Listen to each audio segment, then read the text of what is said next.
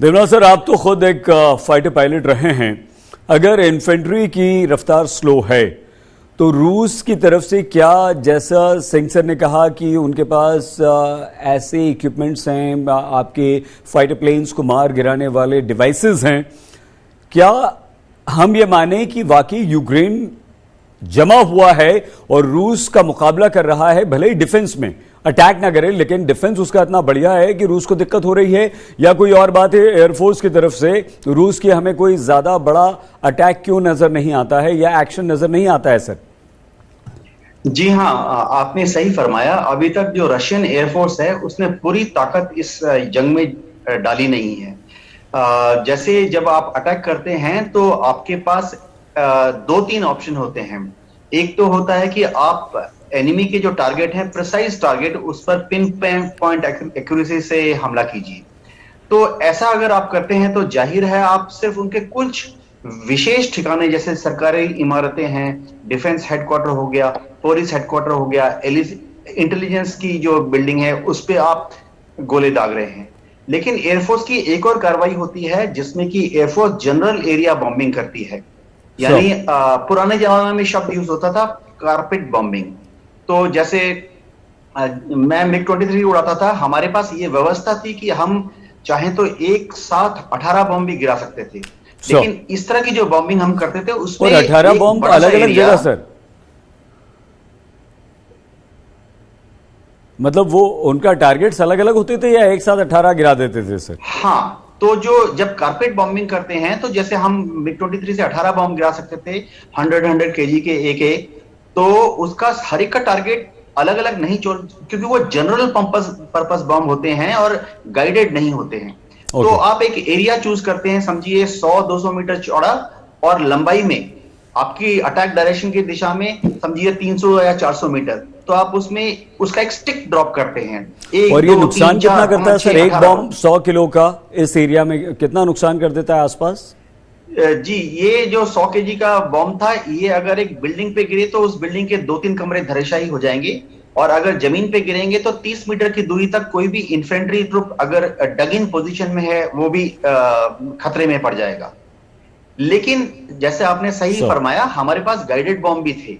MiG-23 में हम 4 या 6 गाइडेड बॉम्ब ले जा सकते थे जिनका की वजन 250 kg होता था या 500 kg होता था।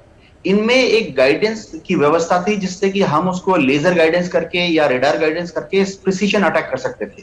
लेकिन देखिए, इसके लिए दो चीजें बहुत जरूरी है। एक तो आपको प्रिसाइज टारगेट की इंटेलिजेंस चाहिए अगर आप प्रिसीजन बॉम्ब गिराना चाहते हैं। दूसरी चीज ये है कि किसी भी युद्ध में ये जाहिर है कि जो प्रिसीजन गाइडेड बॉम्ब है आप कितने गिराएंगे, क्योंकि वो आपको प्रोक्योर करने पड़ेंगे, खरीदने पड़ेंगे, फैक्ट्री में बनाने पड़ेंगे। प्रिसीजन गाइडेड बॉम्ब्स बहुत ही एक्सपेंसिव होते हैं। तो आप प्रिसीजन गाइडेड बॉम्ब्स आप एक दिन में कितने गिराएंगे? 20-30। जबकि जनरल पर्पस जो बॉम्ब्स हैं वो रिलेटिवली सस्ते होते हैं और आसानी से बनाए जा सकते हैं किसी भी ऑर्डिनेंस फैक्ट्री में, तो वो आप एक दिन में गिरा सकते हैं 200-300। तो मैग्नीट्यूड का फर्क, अभी मेरे ख्याल से पॉलिटिकल रीजन की वजह से रशियन एयरफोर्स ने जनरल बॉम्बिंग नहीं की है। अगर आप जनरल बॉम्बिंग रिसोर्ट करते हैं तो उसके दो तरीके होते हैं कि एक तो आप जो वाइटल एरिया होता है उस पूरे के पूरे को उड़ा देते हैं। आपको टारगेट ऐसे मिलता है कि पूरा का पूरा रेलवे मार्शलिंग यार्ड उड़ा दो। आपको टारगेट ऐसा मिलता है जनरल बॉम्बिंग के लिए कि पूरा का पूरा इंडस्ट्रियल एरिया है उसको मटियामेट कर दो। जनरल बॉम्बिंग का टारगेट ऐसा होता है कि पूरा का पूरा डिप्लोमेटिक एनक्लेव जहां पे इनके कूटनीतिक ऑफिस है उन पूरा उड़ा दो।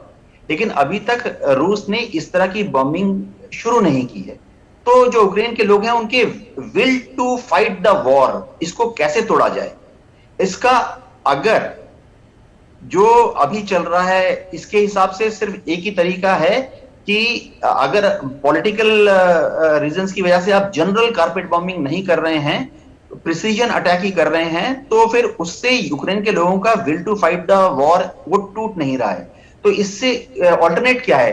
ऑल्टरनेट है, जैसे कि कोमोडोर सिंह ने बताया, कि आप ग्राउंड से अटैक कीजिए, अटैक टैंक से लीड कीजिए। लेकिन मैं आपको बता दूं कि शहरी इलाकों में, अर्बन वॉरफेयर में जो डिफेंडर है, अगर उसके हाथ में एंटी टैंक रॉकेट या मिसाइल है, जैसे इनके पास जेवलिन है, तो टैंक जो है बड़े वल्नरेबल पोजीशन में आ जाते हैं। तो इसीलिए जैसे जनरल सिंह ने बताया, टैंक अटैक अर्बन एरियाज में हमेशा इन्फेंट्री के साथ करते हैं, यानी जी। एक एक टैंक जो है वो इन्फेंट्री का एक प्लाटून चलता है, उसके साथ 30 ट्रुप्स। और अगर एक टैंक रेजिमेंट है तो टैंक रेजिमेंट में 42 या 45 टैंक अगर अटैक में जा रहे हैं तो पूरी इन्फेंट्री की बटालियन यानी करीबन 800 जवान टैंक्स को फ्लैंक प्रोटेक्शन देते हैं। और थोड़ा टैंक से आगे जाते हुए ये निश्चय करते हैं कि दुश्मन के जो लड़ाके जो कि जेवलिन मिसाइल के साथ टैंकों के सामने 1 किलोमीटर आगे या 2 किलोमीटर आगे खिड़कियों के पीछे, दरवाजों के पीछे, छतों में बैठे हुए हैं, उनको पहले इन्फेंट्री जाके न्यूट्रलाइज कर देती है। तो ये इन्फेंट्री को टैंकों के साथ आगे बढ़ना ये बहुत जरूरी है। लेकिन उसमें जनरल जो हैं रूस के, उनकी डायलेमा ये है कि अगर इन्फेंट्री को फॉरवर्ड स्क्रीन के हिसाब से clearing up, mopping up operation के लिए भेजेंगे टैंक के साथ, तो उनको अपने इन्फेंट्री की हायर कैजुअलिटी के लिए तैयार रहना पड़ेगा। अभी अगर ऐसे आम लड़ाई में अगर रोज रूस के 10 या 20 जवान मर रहे हैं, अगर उन्होंने टैंक्स के साथ इन्फेंट्री भी भेज दी अर्बन वॉरफेयर के लिए, तो उनको हर रोज 300, 400, 500 जवानों की मौत के लिए उनके जनरल्स को वैसा डिसीजन लेना पड़ेगा, जो कि टॉप पॉलिटिकल लीडरशिप को एग्री होना पड़ेगा। तो मामला था पेचीदा है।